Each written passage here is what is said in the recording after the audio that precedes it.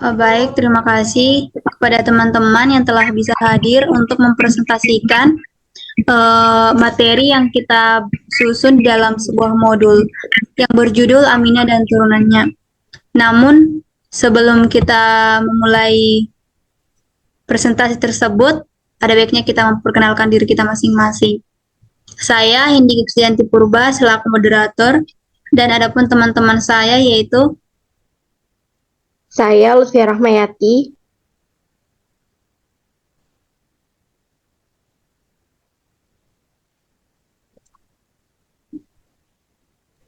Saya Catherine Maharani.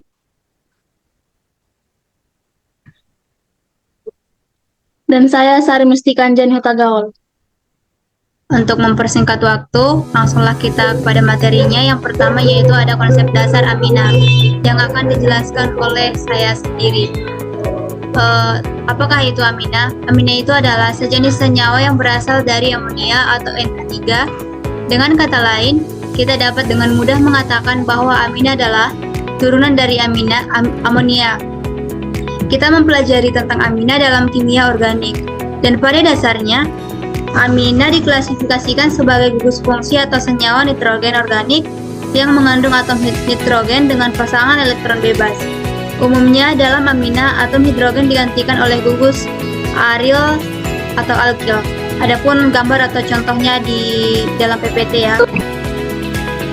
Nah, sekarang ada klasifikasi aminah, yang dimana terdiri atas 3, yaitu ada aminah primer, aminah sekunder, dan aminah tersier.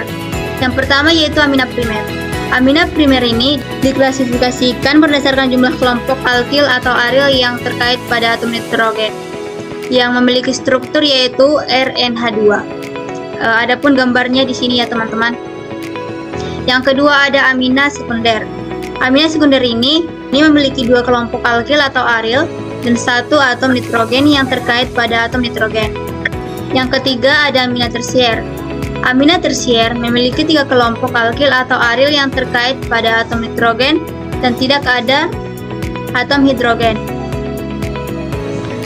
Adapun contoh-contoh dari aminah primer, tersier, dan sekunder yaitu ada metilamina atau CH3NH2 dan etilamina atau C2H5NH2.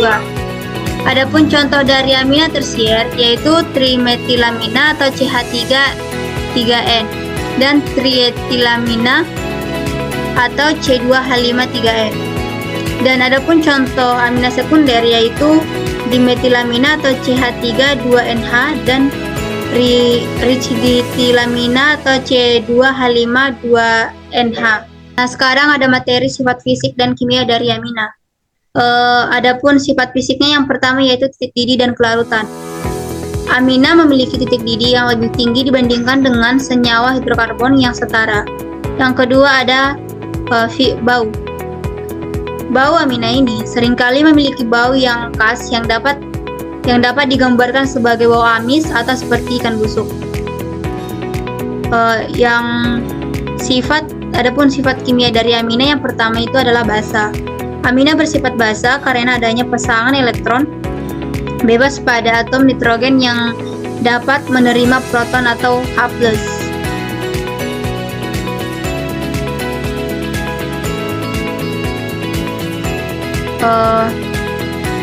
Materi yang selanjutnya ada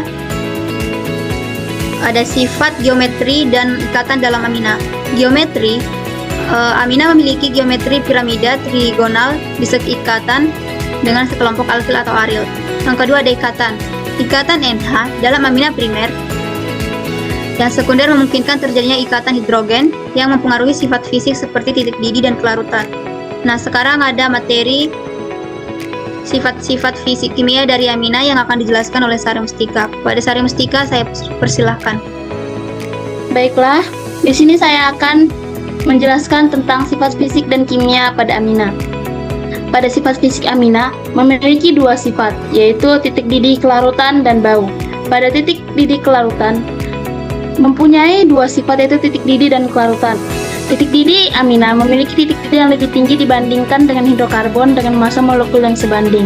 Hal ini disebabkan oleh adanya ikatan hidrogen antar molekul amina primer dan sekunder. Amina tersier yang tidak dapat membentuk ikatan hidrogen antar molekul memiliki titik didih yang lebih rendah dibandingkan amina primer dan sekunder. Pada kelarutan, amina rantai pendek seperti metilamina dan etilamina umumnya larut dalam air karena kemampuan untuk membentuk ikatan hidrogen dengan molekul air. Kelarutan menurun seiring dengan bertambahnya panjang rantai karbon, sehingga amina dengan rantai panjang lebih sedikit larut atau tidak larut dalam air.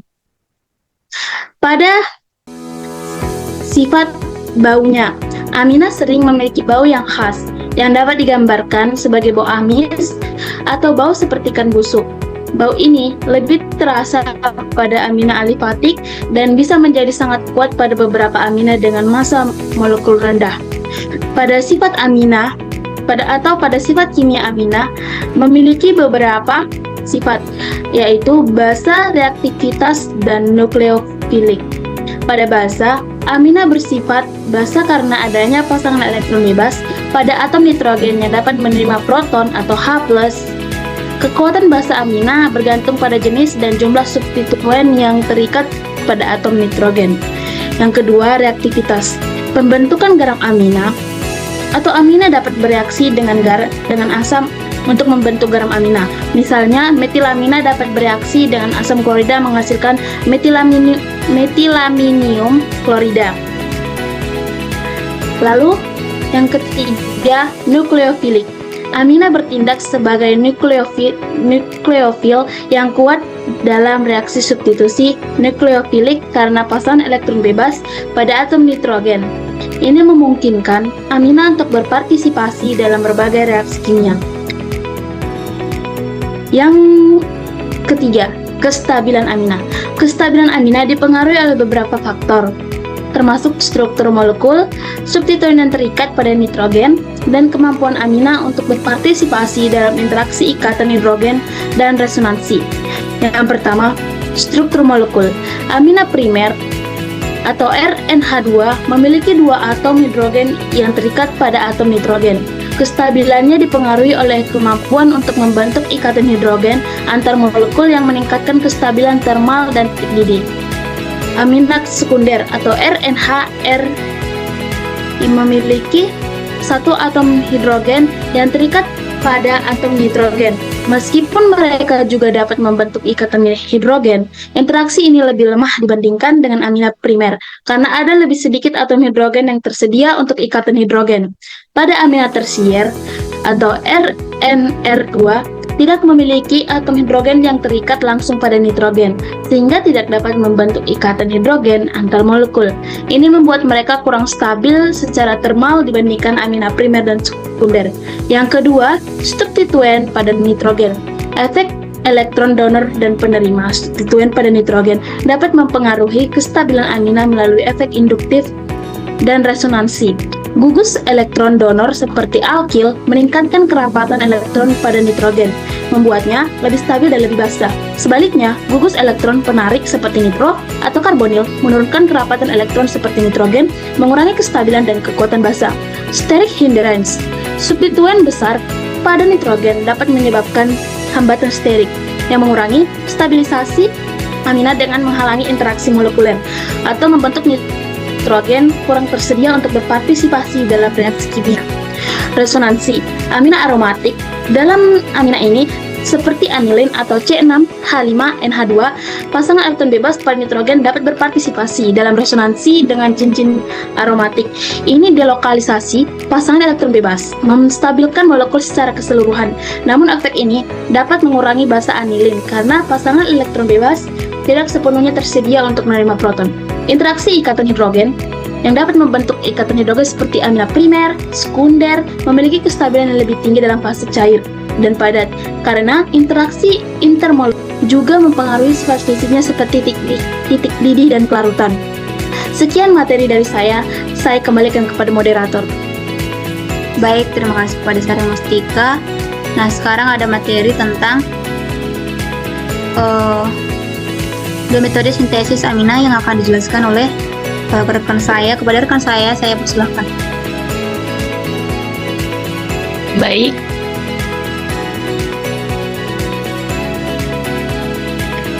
Baik, berikutnya adalah metode sintesis amina. Yang pertama yaitu reduksi nitro senyawa nitro RNO2 direduksi menjadi amina RNH2 menggunakan pereduksi seperti hidrogen dengan katalis logam atau menggunakan senyawa seperti litium, aluminium hidrida atau LiA AH4. Metode sintesis amina terdiri dari beberapa proses. Yang pertama yaitu membuat amina sekunder dan garamnya. Pada tahap pertama reaksi, Anda dapat mendapatkan garam dari amina sekunder yang terbentuk. Misalnya, Anda memenuhi dengan etilamina dan bromoetana dan akan mendapatkan dietil amonium bromida.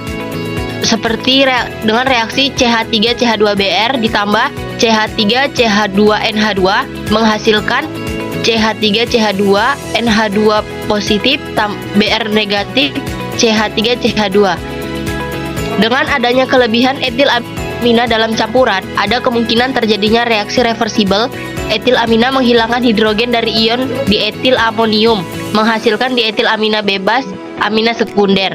Yang kedua yaitu pembuatan amina tersier dan garamnya.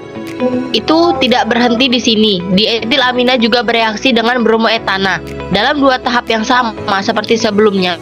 Disinilah reaksi akan dimulai jika Anda mereaksikan amina sekunder dengan halogen alkana. Pada tahap pertama, Anda mendapatkan trietil amonium bromida dengan reaksi CH3CH2Br ditambah CH3CH2NH CH3CH2 menghasilkan CH3CH2NH CH3CH2Br negatif. Sekali lagi, ada kemungkinan terjadi reaksi reversibel antara garam ini dan kelebihan etilamin dalam campuran. Etilamina menghilangkan ion hidrogen dari ion tritilamonium untuk meninggalkan amina tersier trietilamina. Yang ketiga, membuat garam amonium quaterner terhadap reaksi. Tahap terakhir, trietil amina bereaksi dengan bromoetana menghasilkan tetraetil amonium bromida, garam amonium quaterner. Yang keempat, hidrogennya telah digantikan oleh gugus alkil. Kali ini tidak ada hidrogen yang tersisa pada nitrogen yang harus dihilangkan, reaksinya berhenti di sini. Yang keempat adalah persiapan amina primer. Meskipun alkilasi langsung amonia oleh alkil halida menghasilkan 1% amina, prosedur alternatif lebih disukai dalam banyak kasus. Metode ini memerlukan dua langkah, namun menghasilkan produk murni biasanya dengan hasil yang baik. Strategi umumnya adalah pertama-tama membentuk ikatan karbon-karbon nitrogen dengan mereaksikan nukleofil nitrogen dengan elektrofil karbon. Tabel tersebut mencantumkan beberapa contoh umum strategi ini dalam urutan kasar penurunan nukleofilisitas regen nitrogen. Pada langkah kedua, substituen nitrogen asing yang mungkin memfasilitasi ikatan ini dihilangkan untuk menghasilkan produk amina. Contoh spesifik dari setiap kelas umum disediakan dalam diagram di bawah. Dalam dua spesies nitrogen amoniak, yang pertama, reaksi SN2 dengan reaktan alkil halida elektrofilik sederhana. Misalnya, dua turunan asam petalimide dari amonia telah digantikan dengan analog sulfon amida yang tercantum dalam tabel. Prinsipnya sama untuk kedua kasus tersebut, seperti yang akan dijelaskan nanti. Contoh 3 serupa sifatnya, namun memperluas sistem karbon dengan gugus metilen atau CH2. Dalam ketiga metode ini, 3 derajat alkil halida tidak dapat digunakan karena jalur reaksi utama adalah eliminasi E2. Metode yang diilustrasikan pada contoh 4 dan 5 dilanjutkan dengan penyerangan amonia atau nukleofil nitrogen yang setara pada karbon elektrofilik gugus karbonil. Pembahasan lengkap tentang kimia karbonil akan disajikan kemudian. Namun, untuk tujuan ini cukup diketahui bahwa ikatan rangkap C0 terpolarisasi hingga atom karbon bersifat elektrofilik. Adisi nukleofil pada aldehida dan keton seringkali dikatalis oleh asam halida dan anhidrida bahkan elektrofilik, dan biasanya tidak memerlukan katalis untuk bereaksi dengan nukleofil. Reaksi amonia dengan aldehida atau keton terjadi melalui jalur adisi eliminasi yang reversibel menghasilkan imina atau senyawa yang memiliki fungsi sama dengan 2. Zat antara ini biasanya tidak terisolasi namun tereduksi seiring dengan pembentukannya, yaitu in situ. Klorida asam bereaksi dengan amonia menghasilkan senyawa amida juga melalui jalur adisi eliminasi, dan senyawa ini direduksi menjadi amina oleh LiAH4. Contoh keenam adalah prosedur khusus untuk mengikat gugus amino ke gugus alkil 3 derajat. Tidak ada metode sebelumnya yang dapat melakukan hal ini karena karbon kation adalah spesies elektrofilik. Reaktan nitrogen nukleofilik yang buruk dapat digunakan. Urea diamida dari asam karbonat memenuhi persyaratan ini dengan baik. Urea tersubstitusi 3 derajat alkil yang dihasilkan kemudian dihidrolisis untuk menghasilkan amina. Salah satu metode penting yang pembuatan 1% amina, khususnya aril amina, menggunakan strategi sebaliknya. Di sini, spesies nitrogen yang sangat elektrofilik nomor 2 berikatan dengan senyawa karbon nukleofilik.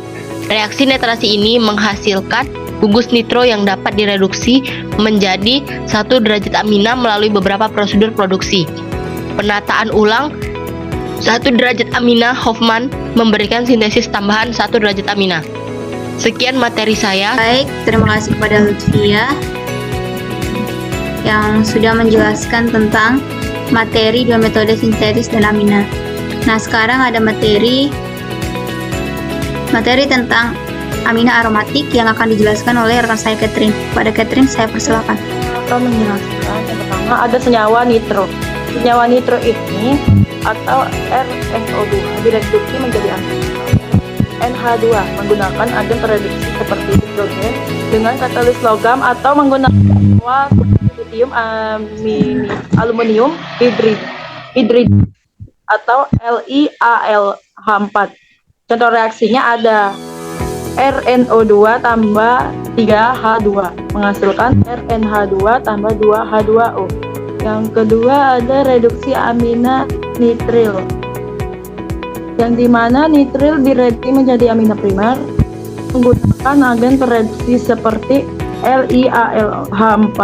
Reaksi yang dihasilkan RCN4H2 menghasilkan RCH2NH2. Selama reaksi ini, nukleofil hidrida menyerang karbon elektrofilik dalam nitrit untuk membentuk anion atau amina. Yang kedua ada amina reduktif, yang dimana aldehida atau keton bereaksi dengan amonia atau amina membentuk ion imina atau imino yang kemudian direduksi menjadi amina. Contoh reaksinya ada RCHON tambah NH3 menghasilkan RCH sama dengan NH. Aldehida dan keton dapat diubah menjadi 1, 2, dan 0 dan 3 amina menggunakan aminasi reduktif. Yang keempat ada reaksi penataan ulang atau Hoffman, yang dimana amida diubah menjadi amina primer dengan 1 karbon lebih sedikit melalui reaksi dengan bromin atau Br2 dan basa NaOH. Contoh reaksinya menghasilkan dari RCONH2 tambah SDR2 tambah NaOH menghasilkan RNH2 tambah NaBr tambah 2 bersama 3. Yang di sini ada juga yang mengubah amino menjadi amina primer, misalnya pembentukan bromamida Yang kedua ada pembentukan ion nitrenium, yang ketiga ada migrasi gugus alkil, yang keempat ada hidrolisis isosianat, yang kelima ada penataan ulang Curtius, yang dimana mekanisme penataan ulang ini melibatkan migrasi gugus R dari karbonil ke nitrogen di sekitarnya. Langkah-langkah mekanis ini: satu, pembentukan asil azida; yang kedua, pemanasan dan penguraian asil azida; yang ketiga, migrasi gugus alkil; yang keempat, isosianat; yang terakhir ada merancang menggunakan penataan ulang Hartmann atau Curtius, karena amino dan asilazida yang diperlukan untuk menyusun ulang ini keduanya paling baik digunakan dari asam klorida. Sintesis amina menggunakan reaksi ini paling baik dimulai dari asam karboksilat yang bersangkutan. Untuk analisis retrosintetik ini dimulai dari produk amina yang diinginkan. Pemutusan kuncinya adalah ikatan CNH2. Baik, sekian penjelasan dari saya serahkan kepada moderator.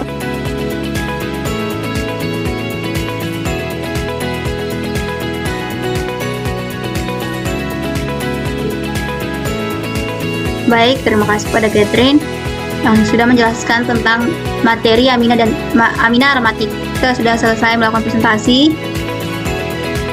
Terima kasih teman-teman untuk partisipasinya. Terima kasih.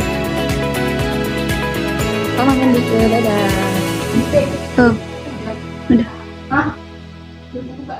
Iya.